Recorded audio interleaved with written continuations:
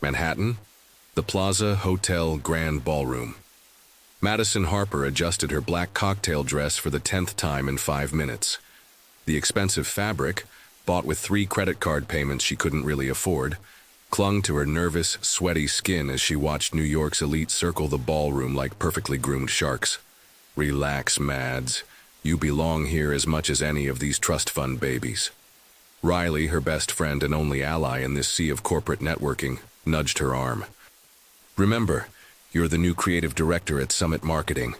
Confidence is everything. Madison took a deep breath.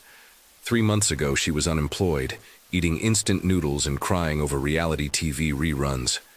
Now, thanks to her brilliant portfolio and a stroke of luck, she was running one of the most important divisions at the marketing agency that had just landed 3 Fortune 500 accounts. Mads, isn't that Charlotte Preston? Riley discreetly pointed toward a perfectly polished blonde woman in her 40s, approaching them with a smile that didn't reach her icy blue eyes. Darn it. Charlotte Preston, former creative director at Summit, fired when Madison was hired. Known for her razor-sharp tongue and a network that included everyone from fashion magazine editors to tech billionaires. Madison Harper. Charlotte approached like a heat-seeking missile. What a surprise seeing you here. I must say you're different from what I expected. The tone was sweet, but the venom was unmistakable. Madison's stomach churned. Charlotte, how lovely to see you. Madison forced a bright smile. How are you doing? Fantastic. You know, I'm curious, Charlotte tilted her head like a cat about to play with a mouse. Such a young woman taking on such an important position. Tell me, what's your secret? Because frankly, when I heard you were only 26 with 0 experience at major agencies, the words hung in the air like toxic smoke. Madison felt every conversation around them stop. Curious eyes turned their way. Madison's throat went dry. Let me guess, Charlotte continued, raising her voice just enough to draw more attention. Daddy knows someone? Or perhaps you have other qualities that impress the partners? Madison's blood boiled. 3 years of graduate school, 5 years building her portfolio, countless sleepless nights creating campaigns that saved companies from bankruptcy, all of it being reduced to disgusting insinuations. Actually, Madison heard her own voice, strangely steady. My husband always says my talent speaks for itself. Husband. Madison froze. Why on earth had she said that? Oh, how interesting. Charlotte's eyes gleamed like a predator scenting blood. And who would this lucky husband be? Anyone we know? The ballroom seemed to shrink around them. Madison felt sweat trickling down her spine. Her mind was completely blank. Madison looked desperately around the room, searching for an escape, when her eyes landed on an imposing figure across the ballroom. Ethan Sterling, CEO of Sterling Enterprises, heir to one of America's largest fortunes, known for being a ruthless workaholic who turned everything he touched to gold. The most coveted and untouchable man in New York City, and he was looking directly at her. He's right there. Madison pointed toward Ethan, her voice coming out stronger than she felt. Ethan Sterling, my husband. The silence that followed was deafening. Charlotte followed Madison's gaze and went pale. Several people around them turned to look between Madison and the most powerful man in the room. And that was exactly when Ethan Sterling began walking toward them, a slow, dangerous smile spreading across his lips. I'm done for, Madison thought. Completely, utterly done for. But when Ethan stopped beside her, his arm slipped around her waist possessively, and he whispered in her ear with a voice that sent shivers down her entire spine. Hello, sweetheart. Did you miss me? The warmth of Ethan's hand on Madison's waist felt like fire through the thin fabric of her dress. She could smell his cologne, something expensive and intoxicating that made her head spin, and feel the solid strength of his body pressed against her side. Sorry I'm late, darling, Ethan continued, his deep voice carrying just the right amount of warmth for a loving husband. His thumb traced a small circle on her hip that made her knees weak. The board meeting ran over. Madison's brain had apparently stopped functioning. This was Ethan Sterling, The Ethan Sterling. The man whose face graced Forbes covers, who owned half of Manhattan's skyline, who could probably buy her entire apartment building without checking his bank balance, and he was playing along with her ridiculous lie. It's fine, she managed to stammer, acutely aware of how her voice trembled compared to his confident baritone. Charlotte. Ethan's voice turned arctic as he acknowledged the older woman. Still spreading sunshine wherever you go, I see. Charlotte looked like she'd been struck by lightning. Ethan, I had no idea you were... when did you... Get married? Ethan's smile was razor sharp. Madison and I prefer to keep our private life private, don't we, sweetheart? He looked down at Madison with such convincing affection that, for a moment, she almost believed it herself. Those piercing gray eyes held secrets she couldn't read, but there was something in them, amusement maybe, that made her pulse race. Yes, Madison found her voice, surprising herself with how steady it sounded. We're very private people. How romantic, Charlotte managed, her face cycling through several shades of red. I suppose congratulations are in order. Thank you, Ethan replied smoothly. Now, if you'll excuse us, I promised my wife a dance. Before Madison could process what was happening, Ethan was guiding her toward the dance floor, his hand firmly planted on the small of her back. She could feel Charlotte's shocked stare burning into them, along with the curious gazes of half the ballroom. What are you doing? Madison hissed under her breath as they reached the edge of the dance floor. Saving you from social suicide, Ethan murmured back, turning to face her and pulling her into his arms. Did you seriously just claim to be married to me without having an exit strategy? The orchestra was playing something slow and romantic. Ethan moved with the fluid grace of someone who'd been forced into cotillion classes as a child, leading her effortlessly across the polished marble floor. I panicked, Madison whispered, trying not to notice how perfectly she fit against him. She was being awful and it slipped out. It slipped out. Ethan's eyebrows rose in disbelief. You accidentally claimed to be married to a complete stranger. Not a complete stranger, Madison protested. I've seen you on magazine covers. Ethan threw back his head and laughed, a rich, genuine sound that made something flutter in Madison's chest. Well, that makes it so much better. Look, I'm sorry I dragged you into this, Madison said, suddenly feeling mortified. You can just, dump me publicly tomorrow or something. Blame irreconcilable differences. And let Charlotte Preston tear you apart in the society pages? Ethan spun her gracefully, pulling her back against him. I don't think so. Madison looked up at him in confusion. Why would you care what happens to me? For a moment, something flickered across Ethan's face, too quick for her to identify. Then his trademark arrogant smile was back. Let's just say I have my reasons, he said cryptically. Besides, Charlotte Preston has been gunning for my family's business for years. Watching her squirm was worth the price of admission. So what happens now? Madison asked, trying to ignore the way his fingers felt intertwined with hers. Now? Ethan's smile turned wicked. Now we give them a show they'll never forget. Before Madison could ask what he meant, Ethan dipped her dramatically, his face inches from hers. The ballroom erupted in appreciative murmurs and a few scattered applause. Smile, Mrs. Sterling, Ethan whispered against her ear as he pulled her back up. Your adoring husband is about to make you the most envied woman in New York. And as the music swelled around them, Madison realized she was in far deeper trouble than she'd ever imagined. Madison's phone buzzed like an angry hornet at 6:47 a.m., dragging her from dreams filled with gray eyes and dangerous smiles. She fumbled for the device, squinting at the screen through sleep-heavy eyelids. 17 missed calls, 43 text messages, and counting. What the? She mumbled, sitting up in her tiny studio apartment. The events of last night came flooding back like a tsunami of mortification. The gala, Charlotte Preston, Ethan Sterling. Oh no, oh no, no, no. Her phone rang again. Riley's name flashed on the screen. Please tell me I'm having a nightmare, Madison groaned into the phone. Honey, if this is a nightmare, then we're both stuck in it. Riley's voice was breathless with excitement.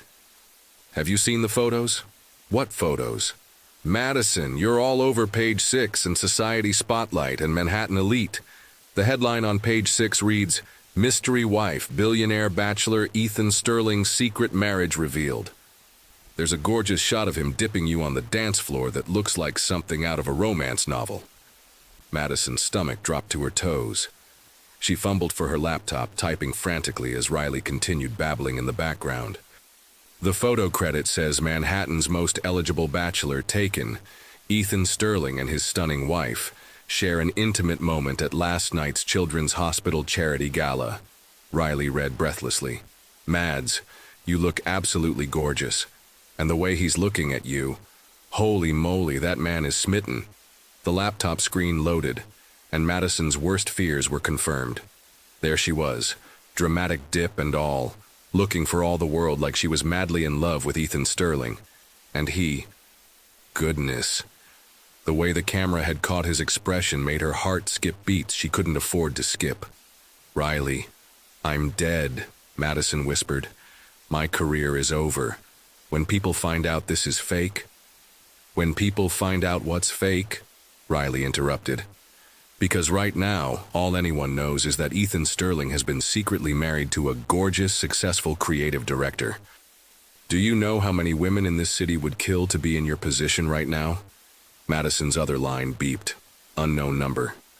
Riley, I have to go. Someone else is calling. Madison Harper? The voice was crisp, professional, unfamiliar. Yes? This is Jennifer Walsh from Sterling Enterprises. Mr. Sterling would like to meet with you this morning. Are you available at 10 o'clock? Madison checked her clock. 7:15 a.m. Yes, I suppose so. Excellent. The car will pick you up at 9:30. Please dress professionally. And Ms. Harper? Mr. Sterling suggests you avoid speaking to any reporters until after your meeting. The line went dead. Reporters? As if summoned by the thought, Madison's doorbell rang. Then again, and again. She crept to the window and peeked through the blinds. 3 vans with television station logos were parked outside her building. A cluster of people with cameras and microphones stood on the sidewalk, looking up at her windows. This cannot be happening, she whispered. Her phone buzzed with a text from an unknown number. Saw the news. Congratulations on landing the biggest fish in NYC. Too bad it won't last when everyone finds out who you really are. See Charlotte Preston. Of course. Madison sank onto her tiny couch, head in her hands. What had started as a moment of panic-induced stupidity had somehow snowballed into a full-blown media circus. She was trapped in her own apartment, about to meet with a man who could destroy her career with a single phone call, and apparently had enemies plotting her downfall. Another text, this one from a number she didn't recognize.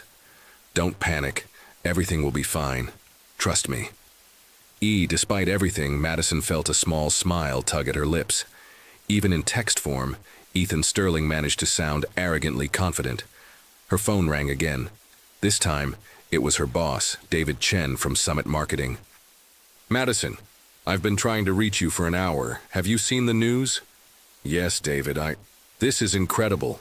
Do you know what kind of publicity this brings to the agency? We're getting calls from Vogue, Harper's Bazaar, Town and Country. Everyone wants to know about the woman who captured Ethan Sterling's heart. I'm moving the Peterson account presentation up. We need to strike while the iron is hot. Madison's head spun. David, I need to tell you something. Later. Right now, I need you to embrace this moment. You're not just our creative director anymore, Madison. You're our secret weapon. The woman who married the most eligible bachelor in America. The line went dead, leaving Madison staring at her phone in disbelief. 2 hours later, she sat in the back of a sleek black town car, watching Manhattan blur past the tinted windows. She'd managed to sneak out the back of her building, evading the reporters, dressed in her best business suit and armed with nothing but false confidence and a rapidly growing sense of impending doom.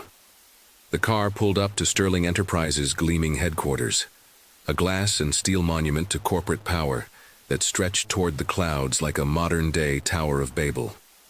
As she walked through the marble lobby, Madison caught sight of her reflection in the polished elevator doors. She looked pale but determined, every inch the successful businesswoman she'd fought so hard to become. The elevator whisked her up 47 floors to the executive level, where Jennifer Walsh, a sharp-featured woman in her 50s, was waiting with a practiced smile. "Ms. Harper, right this way." The walk to Ethan's office felt like a march to the gallows. Jennifer's heels clicked against the marble floor in a steady rhythm that matched Madison's racing heartbeat. They stopped before massive oak doors. Jennifer knocked twice and opened them without waiting for a response. "Mr. Sterling, Ms. Harper is here." Madison stepped into the office and felt her breath catch. Floor-to-ceiling windows offered a spectacular view of Central Park, while the office itself was a study in understated power. Rich leather, polished wood, and subtle lighting that made everything look like a scene from a corporate thriller. And there, behind a desk that probably cost more than her annual rent, sat Ethan Sterling. He looked up from whatever he was reading, and those piercing gray eyes locked onto hers with an intensity that made her knees wobble. "Hello, wife," he said with a smile that was equal parts charming and dangerous. "We need to talk." Madison stood frozen in the doorway of Ethan Sterling's office, acutely aware that Jennifer Walsh had quietly disappeared, leaving them alone in what felt like a lion's den. The silence stretched between them like a taut wire, and she found herself cataloging details to avoid meeting those penetrating gray eyes. The crystal paperweight on his desk that probably cost more than her monthly salary. The subtle scent of sandalwood and bergamot that filled the air, the way morning sunlight caught the sharp angles of his face. "Please, sit," Ethan said finally, gesturing to one of the leather chairs across from his desk. His voice was calm, controlled, the voice of a man who held all the cards and knew it. Madison forced herself to move, her heels sinking slightly into the plush Persian rug. As she settled into the chair, she couldn't help but notice how the leather seemed to embrace her like a very expensive hug. Everything in this office whispered of power and wealth, from the original Picasso sketch on the wall to the way the desk was positioned to put visitors at a psychological disadvantage. "Coffee? Water?" Ethan asked, pressing a button on his desk phone. "Coffee would be great," Madison replied, surprised by how steady her voice sounded. "Black, please." "Jennifer, 2 coffees. Black for Ms. Harper, the usual for me." He released the button and leaned back in his chair, studying her with an intensity that made her want to squirm. "You clean up well." Different look than last night. Madison glanced down at her navy blue suit. Her interview suit, actually. The one she'd worn when she landed the job at Summit Marketing. "Well, I didn't exactly plan on becoming Manhattan's most talked-about fake wife when I got dressed yesterday." Ethan's lips quirked upward. "Fake wife, I like that. Direct, honest, refreshing qualities in my line of work." Jennifer appeared with a silver tray bearing 2 cups of coffee that smelled heavenly. Madison accepted hers gratefully, using the moment to compose herself. The coffee was perfect, rich, smooth, probably imported from some exclusive plantation she'd never heard of. "So," Madison said, setting her cup down carefully on the side table, "I assume you called me here to discuss damage control. How exactly do we untangle this mess without destroying both our reputations?" Ethan was quiet for a long moment, his fingers steepled as he regarded her. "What if I told you I don't want to untangle it?" Madison blinked. "I'm sorry, what?" "You heard me." Ethan stood and walked to the windows, his hands clasped behind his back as he gazed out at Central Park. "What if I told you that this little charade of yours might be exactly what I need right now?" "I'd say you've lost your mind," Madison replied honestly. "This is insane, Ethan. We're strangers. We can't just pretend to be married because it's convenient." He turned back to her, and there was something in his expression she couldn't quite read. "Can't we? People do it all the time in business. Mergers, partnerships, strategic alliances. This is just a different kind of contract." Madison set down her coffee cup with a sharp clink. "A contract? You want to make our fake marriage into some kind of business arrangement? Why not?" Ethan moved back to his desk, but instead of sitting behind it, he perched on the edge, closer to her. Think about it, Madison. You're getting incredible publicity for your career. I saw the news this morning. Your agency is already capitalizing on this. You'll probably make partner within the year. And what do you get out of it? Madison asked suspiciously. Ethan's jaw tightened almost imperceptibly. My board of directors has been pressuring me to settle down. They think a married CEO looks more stable, more trustworthy to investors. My grandfather left a clause in his will that gives the board additional leverage if I'm not married by my 35th birthday. When's your birthday? 3 months from now. Madison stared at him. So you're telling me that the great Ethan Sterling, master of the universe, is being bullied by his own board of directors? I'm telling you that sometimes even masters of the universe need strategic partnerships, he replied coolly. This could work for both of us, Madison. You get the career boost of a lifetime, and I get the board off my back. For how long? Madison found herself asking, even though part of her brain was screaming that this was the most ridiculous conversation she'd ever had. 6 months, maybe a year, long enough for your career to solidify and for me to prove to the board that I'm not going anywhere. Ethan leaned forward, his voice dropping to that low, persuasive tone that probably closed million-dollar deals. I'm not talking about a real marriage, obviously. Separate apartments, separate lives. We just need to make a few public appearances together. Some charity galas, maybe a weekend in the Hamptons. Nothing too demanding. Madison stood abruptly, pacing to the windows. Central Park stretched out below them, peaceful and green, a stark contrast to the chaos swirling in her mind. This is crazy. What about dating? What about, I don't know, falling in love with someone real? Are you in love with someone? Ethan asked. No, but neither am I. And frankly, I don't have time for romance. This arrangement would actually make my life simpler. Madison turned to face him. What about Charlotte Preston? She's going to be watching our every move, waiting for us to slip up. Ethan's smile turned predatory. Let her watch. Charlotte's been trying to damage my family's reputation for years. Her ex-husband lost a lot of money in a deal with Sterling Enterprises 5 years ago, and she's been holding a grudge ever since. If anything, having to watch us be happily married will drive her crazy. You're enjoying this, Madison accused. Guilty as charged. Ethan stood and moved closer to her, close enough that she could see the flecks of silver in his gray eyes. But I'm also serious about the offer. This could be mutually beneficial, Madison. Very beneficial. Define very beneficial. Ethan named a figure that made Madison's knees go weak. Monthly allowance to help with your new lifestyle, plus access to my personal stylist, makeup artist, and trainer. You'll need to look the part of Mrs. Sterling. You want to pay me to be your fake wife? I want to compensate you for your time and effort in maintaining this arrangement, Ethan corrected smoothly. Consider it a consulting fee. Madison's mind raced.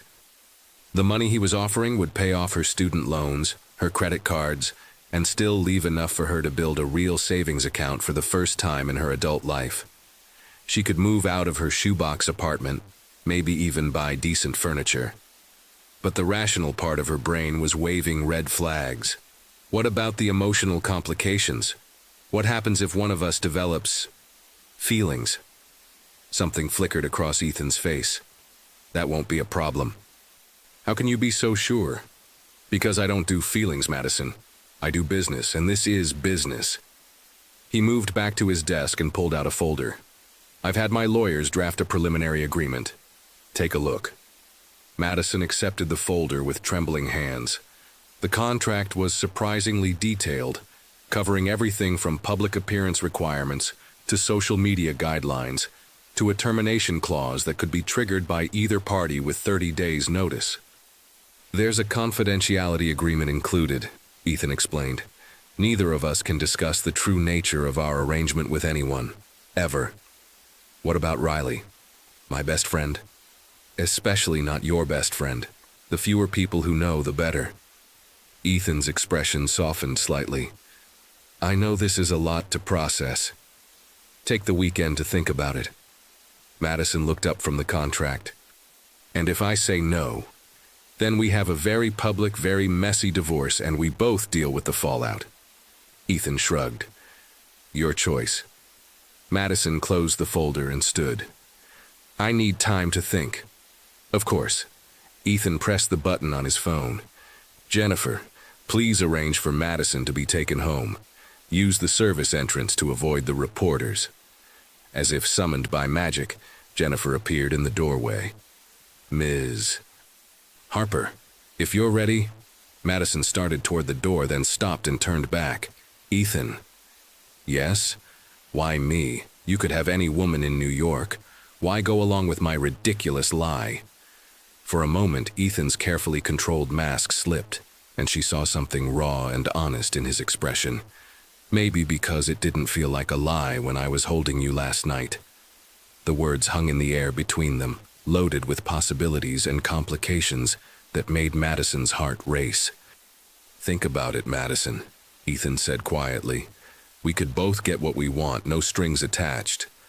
But as Jennifer led her from the office and toward the elevator, Madison couldn't shake the feeling that Ethan Sterling was exactly the kind of man who came with strings attached, whether he meant to or not.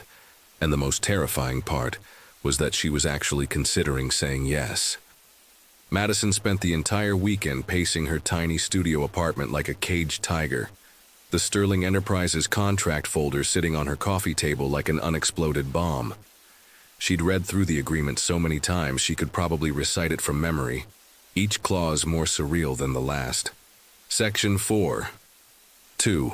The parties agree to maintain physical contact appropriate for a married couple during public appearances, including but not limited to hand-holding, brief kisses, and casual touching. Section 7.1. Social media posts must reflect a loving, committed relationship. All posts featuring the other party must be approved in advance. Section 12.3.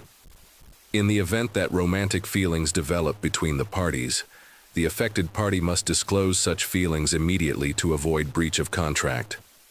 That last clause made her stomach twist every time she read it. What kind of person thought to include a no falling in love clause in a fake marriage contract? And more importantly, what kind of person was considering signing it? Her phone had been buzzing nonstop since Friday morning. Reporters, journalists, bloggers. Everyone wanted the story of how she'd captured the heart of America's most eligible bachelor. She'd stopped answering calls from unknown numbers, but that didn't stop them from leaving voicemails. Madison, this is Sarah Chen from Vogue. We'd love to feature you in our upcoming Power Couples issue. Ms. Harper, this is James Morrison from the New York Times Style section. We're doing a piece on New York's new power wives. Madison, this is Ashley from the Real Housewives of Manhattan. We'd love to have you as a guest on the show. It was overwhelming and exhilarating and terrifying all at once. She'd gone from complete anonymity to being the most talked-about woman in New York in less than 72 hours. Sunday evening, as she sat in her pajamas eating takeout Chinese food straight from the container, her doorbell rang. Madison froze, chopsticks halfway to her mouth. The reporters had finally given up their vigil yesterday, but she wasn't taking any chances. She crept to the peephole and nearly choked on her lo mein. Ethan Sterling stood in her hallway, looking ridiculously out of place in his expensive charcoal suit and Italian leather shoes. He was holding what appeared to be a bottle of wine, and had somehow managed to look both casual and intimidating at the same time. Madison glanced down at her ratty NYU sweatshirt and polka-dot pajama pants. Of course he would show up when she looked like a college student during finals week. She opened the door a crack, leaving the chain lock engaged. What are you doing here? Good evening to you too, wife, Ethan said with that infuriating smirk. I brought wine and answers to questions you probably have about the contract. How did you get past the building's security? I'm very persuasive. Are you going to let me in, or should we have this conversation in the hallway where Mrs. Chen from 4B can listen in? Madison glanced toward Mrs. Chen's door and saw the woman's eye pressed to her own peephole. Great. She reluctantly unhooked the chain and opened the door wider. You couldn't have called first? You haven't been answering your phone, Ethan pointed out, stepping into her apartment. I assumed you were avoiding me. I was avoiding everyone, Madison muttered, closing the door behind him and watching in horror as he surveyed her tiny living space. The studio apartment that had seemed cozy and efficient when she'd rented it now felt like a shoebox in the presence of a man who probably had walk-in closets bigger than her entire home. Ethan's gaze moved from her unmade futon to the stack of dirty dishes in her sink to the pile of laundry she'd been meaning to fold for 3 days. If he was judging her living situation, he was polite enough not to show it. "Nice place," he said diplomatically.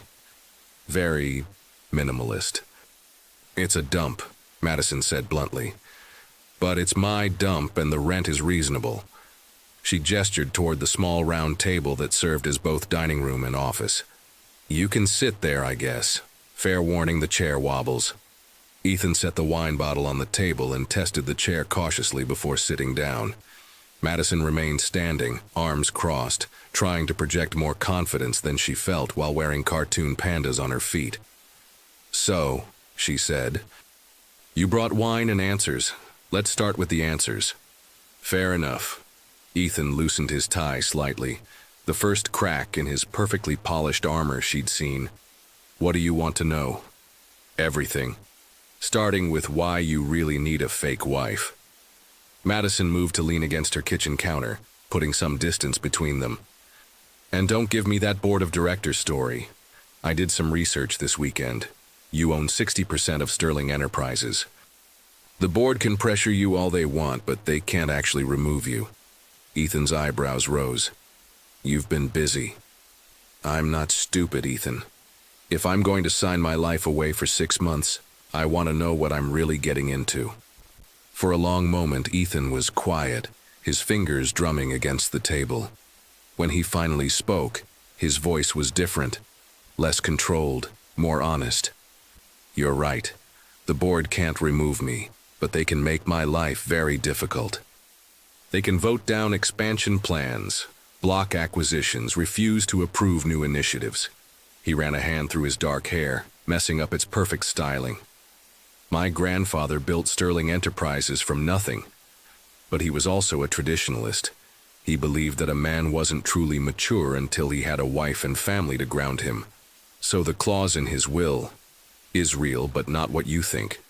If I'm not married by 35, my voting shares get reduced to 40%. The board gains control." Ethan's jaw tightened. "Everything my grandfather built, everything I've worked for, could be dismantled by a group of old men who think quarterly profits matter more than long-term vision." Madison studied his face, seeing the genuine frustration there. "Why haven't you just found someone real? You're rich, successful, reasonably attractive." "Reasonably attractive?" Ethan interrupted with a raised eyebrow. "Don't fish for compliments," Madison shot back. "You know you're gorgeous. My point is, you could probably have your pick of women in this city. Why the fake marriage route?" Ethan was quiet for so long that Madison thought he wasn't going to answer. When he finally spoke, his voice was barely above a whisper. "Because I've tried the real thing. It didn't end well."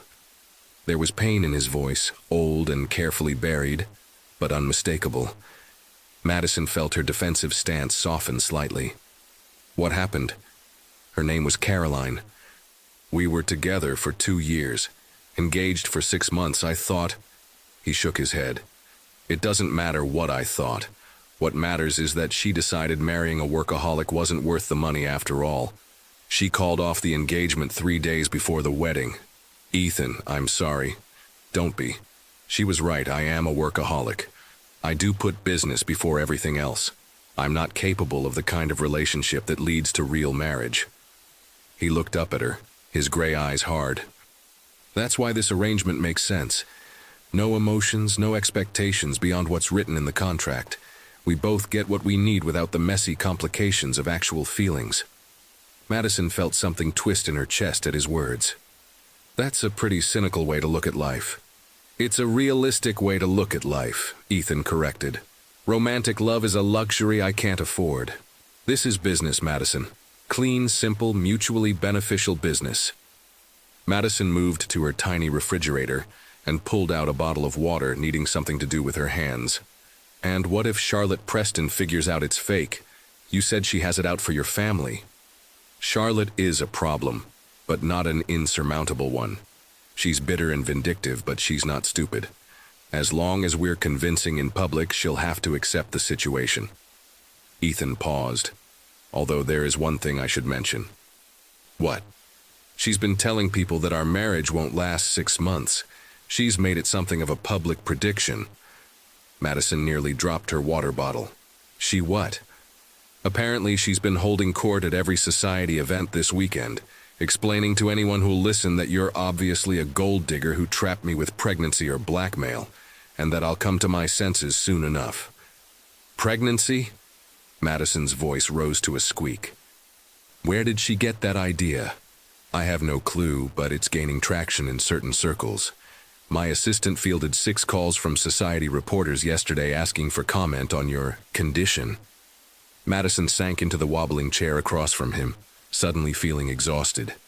This is getting more complicated by the minute, which is why I'm here. Ethan leaned forward, his expression intense. Madison, if we're going to do this, we need to do it right. Half measures won't work against someone like Charlotte. We need to be completely committed to selling this relationship. What exactly does that mean? It means moving in together. Madison's head snapped up. Excuse me? Think about it. We're supposedly newlyweds who've been keeping our marriage secret. It would be bizarre if we maintained separate residences now that we're public. Ethan gestured around her small apartment. And no offense, but this place isn't exactly befitting Mrs. Sterling. I am not moving into your penthouse, Madison said firmly. I won't be some kept woman playing dress-up in your world.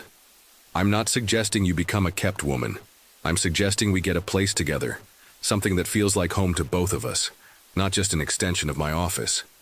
Ethan pulled out his phone and showed her a real estate listing. I've been looking at some options. This is a townhouse on the Upper East Side, 4 bedrooms, so we can each have our own space. Home office for you, private gym, roof deck. It's furnished, but not too masculine. Madison stared at the photos on his phone. The townhouse was gorgeous, elegant but warm, with exposed brick walls and huge windows, and a kitchen that belonged in a magazine. It was the kind of place she'd dreamed of living in since she was a little girl playing house. Ethan, I can't afford half the rent on a place like this. You're not paying rent. It's part of the arrangement. He pocketed his phone. Madison, if we're going to convince people that this marriage is real, we need to live like it's real. That means sharing a home, attending events together, building a believable history. Building a history? Couple stories. How we met, how I proposed, why we kept it secret. We need our stories to match if anyone asks. Ethan's business mode was back in full force.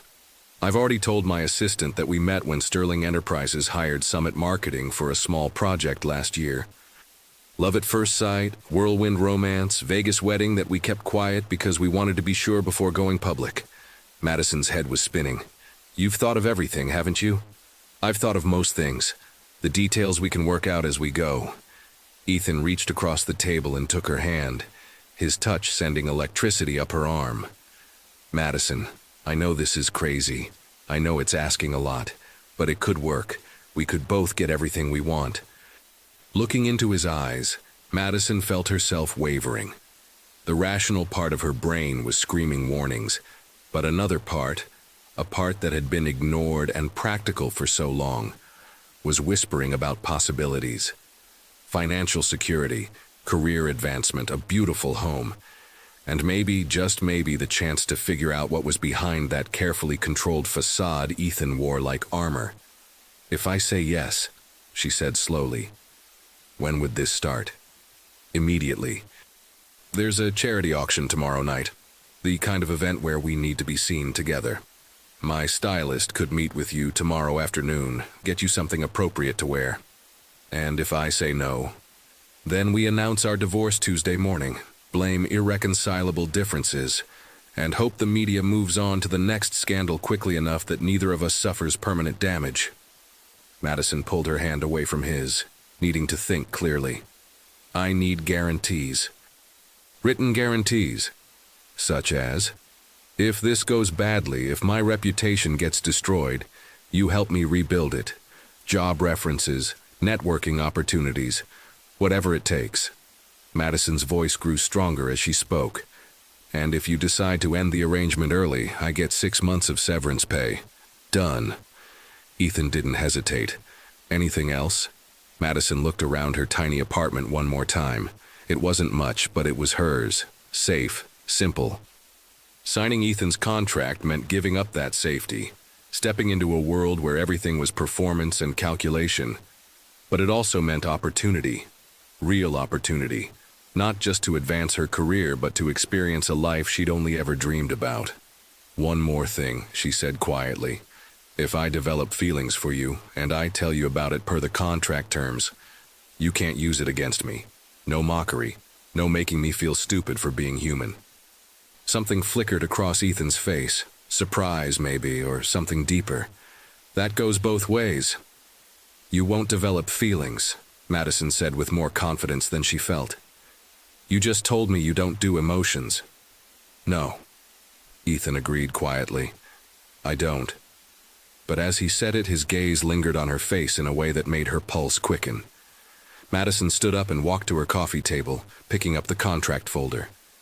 She stared at it for a long moment, acutely aware of Ethan watching her every move. If I sign this, she said without looking at him, everything changes. Everything already changed the moment you claimed to be my wife, Ethan replied. This just makes it official. Madison took a deep breath, grabbed a pen from the stack of mail on her counter, and before she could change her mind, signed her name on the dotted line. When she looked up, Ethan was smiling. Not his usual arrogant smirk, but something warmer and more genuine. Welcome to the family, Mrs. Sterling. 3 weeks into their arrangement, Madison was beginning to understand why people said money couldn't buy happiness, but it could certainly rent a very convincing version of it. She stood in the master bedroom of their Upper East Side townhouse, watching her reflection in the floor-to-ceiling mirror, as Sophia, Ethan's personal stylist, made final adjustments to her gown for tonight's museum gala. The emerald green silk hugged her curves perfectly, the color bringing out flecks of gold in her brown eyes that she'd never noticed before. You look absolutely stunning, Mrs. Sterling, Sophia said, stepping back to admire her work. Mr. Sterling won't be able to take his eyes off you. Madison tried to ignore the flutter in her stomach at the thought. Over the past 3 weeks, she'd become disturbingly good at pretending to be in love with Ethan Sterling. Too good, perhaps. What had started as carefully choreographed public appearances was beginning to feel dangerously natural. The transition to their shared life had been smoother than either of them had anticipated. The townhouse Ethan had chosen was perfect. Elegant but warm, with enough space for both of them to maintain their independence while creating the illusion of domestic bliss. Madison had her own office on the 2nd floor where she worked on summit marketing campaigns, while Ethan had converted the 3rd floor into a home office that rivaled his corporate headquarters. But it was the small, unscripted moments that were becoming problematic. The way Ethan brought her coffee every morning, prepared exactly the way she liked it without her ever having to ask. The way they'd fallen into an easy routine of sharing breakfast while reading their respective sections of the newspaper. The way he'd started asking about her day when he came home from work, and actually listening to her answers. Last week she'd caught a stomach bug and spent 2 days laid up in bed, feeling miserable and sorry for herself. Ethan had surprised her by canceling his meetings to work from home, checking on her every few hours with soup, tea, and an endless supply of terrible daytime television to keep her entertained. When she'd protested that he didn't need to take care of her, he'd simply said, "What kind of husband would I be if I didn't?" The word husband had sent an unwelcome thrill through her that she'd tried very hard to ignore. Madison? Sophia's voice brought her back to the present. Did you hear me? I asked if you wanted to wear the diamond earrings or the emerald ones. Oh, sorry, the diamonds, I think, Madison said, shaking off her wandering thoughts. They'll catch the light better for photos. Sophia nodded approvingly and fastened the exquisite diamond drops to Madison's ears. Each earring probably cost more than Madison's old annual salary, a fact that still made her slightly nauseous when she thought about it too long. The sound of the front door closing echoed through the townhouse, followed by Ethan's voice calling her name. Madison's pulse quickened automatically, a Pavlovian response she'd developed to his presence that she tried very hard to ignore. "I'm upstairs," she called back, slipping into the Louboutin heels that still made her feel like she was playing dress-up in someone else's life. Footsteps on the hardwood stairs, measured and confident. Madison found herself holding her breath as Ethan appeared in the doorway, looking devastatingly handsome in his black tuxedo. His dark hair was slightly mussed from the wind, and there was a stress line between his eyebrows that she'd learned to recognize over their weeks of cohabitation. "Rough day?" she asked, automatically moving toward him. It had become second nature, this dance of pretend intimacy they performed even when no one was watching. Muscle memory for a relationship that didn't exist. "The Patterson acquisition is hitting snags," Ethan said, his hands finding her waist as she reached up to smooth his hair. "Their board is getting cold feet about the merger terms." "Will you lose the deal?" Madison asked, genuinely concerned. She'd learned more about Sterling Enterprises' business in 3 weeks than she'd ever thought she'd want to know, but Ethan's passion for his work was infectious. He'd spent hours explaining the intricacies of corporate acquisitions to her, and she found herself actually interested in the strategic thinking behind his decisions. "Not if I have anything to say about it," Ethan said, though his voice carried a weariness she hadn't heard before. "Their concerns aren't entirely unfounded. The market has been volatile lately, and they're worried about overextending themselves." Madison studied his face, noting the genuine frustration there. What would losing Patterson mean for Sterling Enterprises?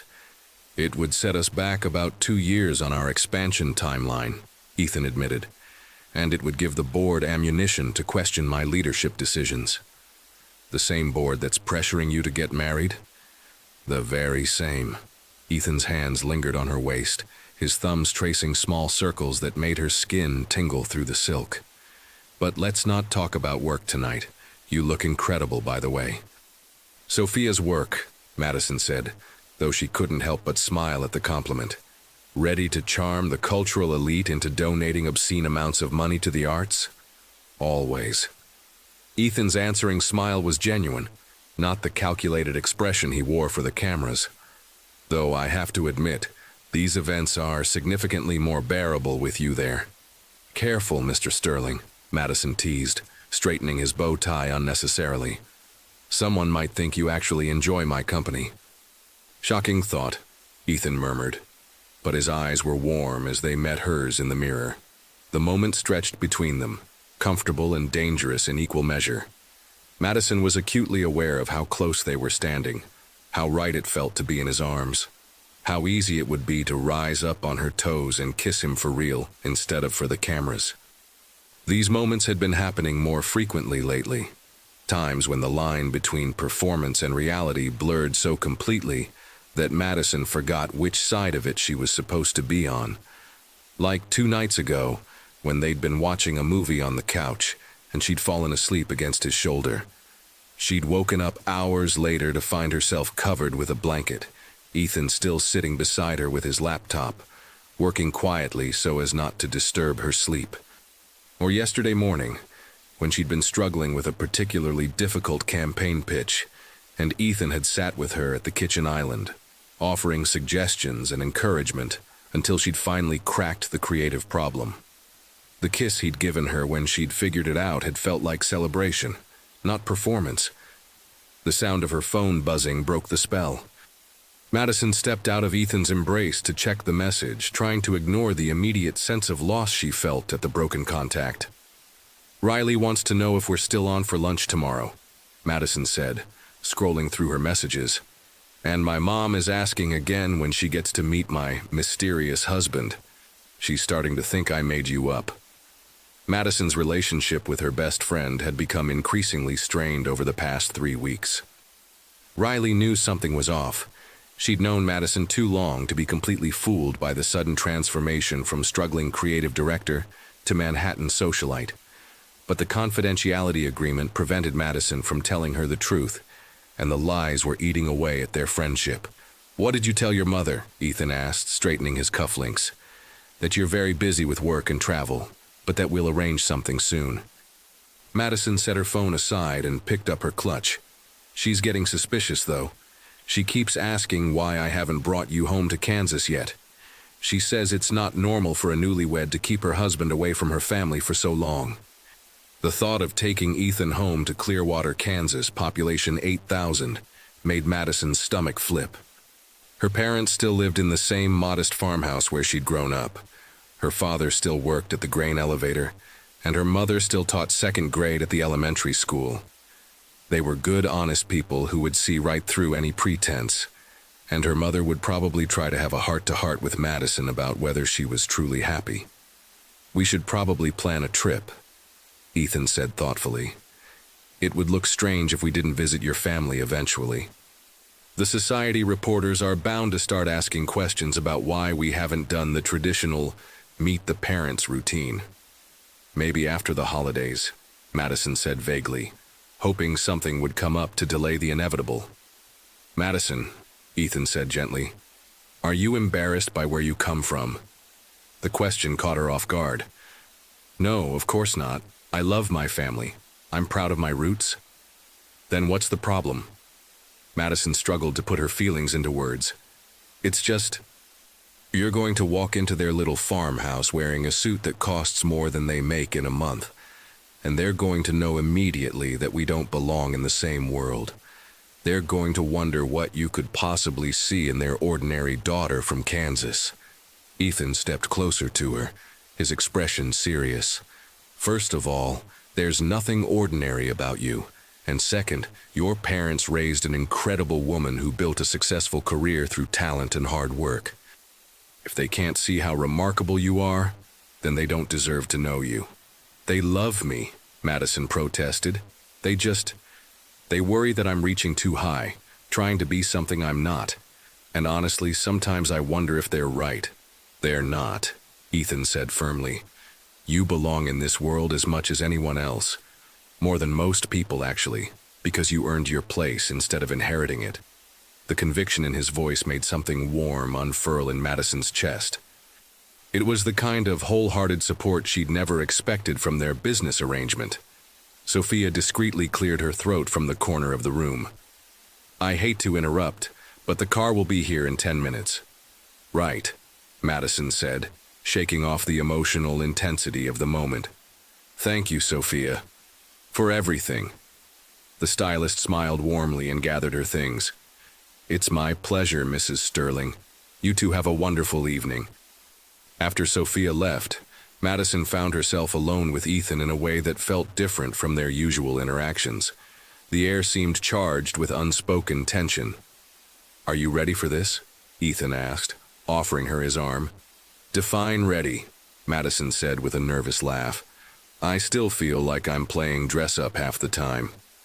"The trick is to remember that most of these people are playing dress-up too," Ethan said as they made their way downstairs. "The only difference is that some of them have been doing it longer." The car ride to the museum was quiet, both of them lost in their own thoughts. Madison found herself studying Ethan's profile in the dim light of the back seat, noting the tension in his jaw and the way his fingers drummed against his knee.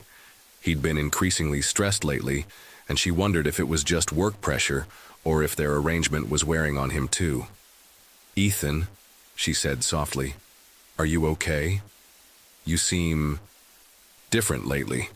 He turned to look at her, his expression unreadable in the shadows. "Different how?" "I don't know. Distracted. Tired." Madison hesitated, then reached over to cover his restless hand with hers. "Is this getting to be too much? The pretending?" Ethan's fingers stilled under hers. "Is it getting to be too much for you? I asked you first." "Madison," Ethan started, then stopped as the car pulled up to the museum's red carpet entrance. Photographers immediately began snapping pictures through the tinted windows, their flashes creating a strobe effect that made Madison's head spin. "We'll talk later. Right now, it's showtime." The museum gala was a spectacular affair, with the city's wealthiest and most influential citizens gathered in the soaring atrium beneath a canopy of glittering lights. The Metropolitan Museum had been transformed for the evening, with ice sculptures and floral arrangements that probably cost more than most people's cars. Madison had attended enough of these events now to recognize the major players. Tech moguls, real estate heiresses, politicians, and celebrities all mingling in their designer finery. She and Ethan moved through the crowd like a well-oiled machine, their performance polished by weeks of practice. His hand never left the small of her back. She laughed at his jokes with perfect timing, and they shared the kind of intimate glances that made other couples look envious. But tonight, something felt different.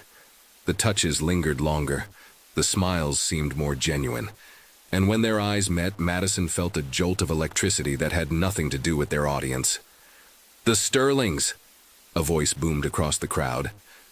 Madison turned to see Harrison Wells, a tech billionaire she'd met at their first event, approaching with his wife Claire in tow. Harrison had made his fortune in social media platforms, and had the kind of aggressive personality that filled any room he entered. "You two look absolutely radiant. Marriage certainly agrees with you." "Thank you, Harrison," Ethan replied smoothly, his arm tightening around Madison's waist. "How's the yacht charter business treating you?" "Can't complain," Harrison said with a booming laugh. "Though I have to say, Claire here has been dying to get the details on your whirlwind romance. She's convinced there's some grand romantic story we haven't heard yet." As the men fell into discussion about market trends and acquisition opportunities, Claire Wells turned to Madison with the predatory smile of a socialite scenting gossip. Claire was one of those women who had perfected the art of appearing friendly while gathering intelligence for future social warfare. "Madison, darling, I have to ask, when are you and Ethan going to give us some sterling heirs? You've been married for months now, and everyone's simply dying to know when there might be a little announcement." Madison felt her cheeks burn. The pregnancy rumors Charlotte Preston had started were still circulating in certain circles, despite their attempts to quash them. "We're not in any rush," she said diplomatically. "We're still enjoying the honeymoon phase." Of course," Claire said with a knowing wink. "Though I have to say, I saw Charlotte Preston at the Hamptons last weekend, and she seemed quite convinced that there would be some kind of announcement soon. She was telling the Ashfords that she had it on good authority that you were already expecting." Madison's blood ran cold. Charlotte was still actively spreading rumors, and apparently she was getting more specific with her lies. "Charlotte sees what she wants to see," Madison said carefully. "Charlotte Preston," Ethan interjected smoothly, clearly having been listening to their conversation despite his discussion with Harrison, "has always had an overactive imagination. Madison and I will share any news when we're ready." Claire looked slightly disappointed at being shut down, but she moved on to other topics: the upcoming charity auction, plans for the winter social season, gossip about other couples in their circle. Madison smiled and nodded at appropriate intervals, but her mind was racing. If Charlotte was spreading specific rumors about pregnancy, what else was she planning? As the evening progressed, Madison found herself watching Ethan more closely than usual. There was something different about him tonight, a restlessness that she couldn't quite put her finger on. When they danced during the orchestra's first set, his hands seemed to linger longer than necessary. When he laughed at her whispered comments about the other guests, his eyes stayed on her face instead of scanning the room for business opportunities. "You're staring," Ethan murmured as they swayed to a romantic ballad. "Am I?" Madison asked innocently. "Maybe I'm just admiring my handsome husband." "Careful," Ethan said, spinning her gracefully. "Someone might think you actually mean that." The words were teasing, but there was something serious in his tone that made Madison's heart skip. "Maybe I do." The admission slipped out before she could stop it, and she felt Ethan's steps falter slightly before he recovered his rhythm. "Madison..." "Forget I said anything," she said quickly, focusing on his shoulder rather than meeting his eyes. "It's just the atmosphere. All this romance in the air makes me sentimental." But Ethan's arms tightened around her, and when she finally looked up, his gray eyes were dark with an emotion she couldn't identify. "Is that what this is?" he asked quietly. Sentiment? Before Madison could answer, the music ended and they were interrupted by another couple wanting to chat. The moment was lost, but the tension remained, crackling between them like a live wire. The rest of the evening passed in a blur of conversations, champagne toasts, and carefully orchestrated photo opportunities. Madison smiled until her cheeks ached and made small talk until her throat was dry. But she was acutely aware of Ethan beside her, of the way his hand felt warm and solid against her back, of how he seemed to be watching her when he thought she wasn't paying attention. It was nearly midnight when they finally made their escape, citing an early morning meeting as their excuse. The ride home was even quieter than the trip there, but this time the silence felt charged with unspoken tension. Madison kicked off her heels the moment they stepped into the townhouse foyer, sighing with relief as her feet touched the cool marble floor. She'd grown to love this house over the past few weeks, the way the morning light filtered through the living room windows, the cozy reading nook in the corner of the master bedroom, the roof deck where she sometimes took her morning coffee while watching the city wake up. That went well, she said, removing her earrings and setting them carefully on the console table. Though Claire Wells is definitely fishing for information about our supposed pregnancy. Charlotte's handiwork, Ethan said grimly, loosening his bow tie with sharp, frustrated movements. She's not going to give up easily. Maybe we should give her something else to focus on, Madison suggested, watching as Ethan shrugged out of his tuxedo jacket. Announce some kind of business venture or charitable foundation, something to redirect the attention. Ethan stopped in the middle of removing his cufflinks and looked at her with an expression she couldn't read. You're getting good at this. At what? Thinking like we're really married, like this is really our life. His voice was strange, almost strained. Madison felt heat creep up her neck. Well, it is our life, isn't it? For the next few months, anyway. Is it? Ethan took a step closer to her, and Madison could see the conflict in his gray eyes. Madison, I need to tell you something. Something in his tone made her stomach flutter with nervousness. What? This isn't working. Madison's heart dropped to her stomach, and she felt all the color drain from her face. The arrangement? Are you calling it off? No, that's not what I mean. Ethan ran his hands through his hair, destroying its perfect styling and making him look younger, more vulnerable. I mean, this pretending to be indifferent to you isn't working. Not for me. Madison stared at him, her mind struggling to process his words. Ethan, what are you saying? I'm saying that somewhere between the first lie and tonight, this stopped feeling like pretending. Ethan's voice was rough, honest in a way she'd never heard before. I'm saying that when I hold you, when I kiss you for the cameras, when I wake up and hear you singing in the shower, it doesn't feel fake anymore. Madison's breath caught in her throat. But the contract. Screw the contract, Ethan said fiercely, moving closer until he was standing directly in front of her. Madison, I think I'm falling in love with you, and I have no idea what to do about it. The words hung between them like a bridge that, once crossed, would change everything. Madison felt her heart hammering against her ribs as she stared into Ethan's eyes and saw the truth there, vulnerable and terrifying, and absolutely real. You don't do feelings, she said weakly, echoing his words from weeks ago. I didn't think I did, Ethan replied, reaching up to cup her face in his hands. But apparently you've changed the rules. Madison leaned into his touch, her eyes fluttering closed as she tried to process what was happening. When she opened them again, she saw her own confusion and longing reflected in his gaze. When did this happen? She whispered. I don't know, Ethan admitted. Maybe it was the morning I found you dancing around the kitchen making pancakes, or the night you fell asleep reading contracts on the couch and I carried you to bed. Maybe it was watching you handle Charlotte Preston with more grace than she deserved, or the way you listened when I told you about Caroline without judging me for being a workaholic. Ethan.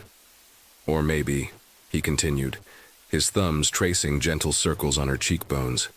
It was the moment you looked me in the eye at that first gala and claimed to be my wife. Maybe I've been falling in love with your courage this whole time. Madison thought about all the small moments that had led to this. The way he brought her coffee every morning exactly how she liked it.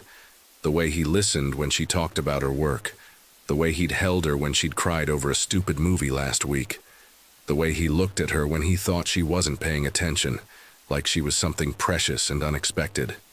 The contract says we have to disclose if we develop feelings, Madison said softly. I'm disclosing, Ethan said, his voice barely above a whisper. Are you? Madison thought about Riley's suspicions, about her mother's questions, about Charlotte Preston's rumors, and the weight of maintaining their perfect lie. But more than that, she thought about how safe she felt in Ethan's arms, how he made her laugh even on her worst days, how he'd become the first person she wanted to share good news with, and the only person she wanted comfort from when things went wrong. I'm disclosing, she whispered. Ethan's smile was radiant as he leaned down to kiss her. Not for the cameras this time, not for show, but because he wanted to. Because she wanted him to. Because somewhere in the midst of their perfect lie, they'd found something perfectly true. The kiss was different from all the others they'd shared. Deeper, more honest, full of weeks of suppressed longing and the relief of finally admitting the truth. Madison melted into him, her hands fisting in the front of his shirt as she kissed him back with everything she'd been holding inside. When they broke apart, Madison was breathless and dizzy, and absolutely certain that she was in love with the man she'd married for all the wrong reasons. So what happens now? She asked against his lips. Now, Ethan said, his forehead resting against hers, we figure out how to make this real. All of it. No more contracts, no more pretending. Just us. And Charlotte Preston? Can go find someone else to torment, Ethan said firmly. Because I'm not letting you go, Madison Harper Sterling. Not for her, not for the board, not for anyone. Even if I'm just a small-town girl from Kansas who eats cereal for dinner and can't tell a Monet from a Manet? Especially then, Ethan said, spinning her around the foyer until she laughed breathlessly. Besides, I happen to love women who eat cereal for dinner. You don't even eat cereal, Madison protested, but she was laughing as he set her down. I'm learning to adapt, Ethan said solemnly. Love makes you do crazy things. Like fake marry a stranger in front of half of Manhattan. Like real marry that stranger as soon as possible, Ethan corrected, pulling her close again. What do you say, Mrs. Sterling? Ready to make this official? Madison looked around their beautiful townhouse at the life they'd built in pretense that had somehow become real. At the man who'd started as a convenient fiction and become her everything. I say yes, she whispered. But this time I want a real proposal with a ring and everything. Deal, Ethan said, sealing the promise with another kiss that tasted like champagne and new beginnings.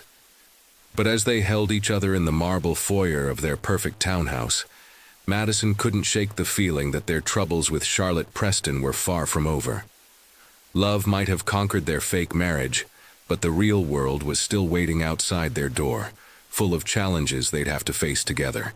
For now, though, they had this moment, honest and true and theirs, and that was enough to build a future on. I love you, Madison said against his lips, the words feeling strange and wonderful on her tongue.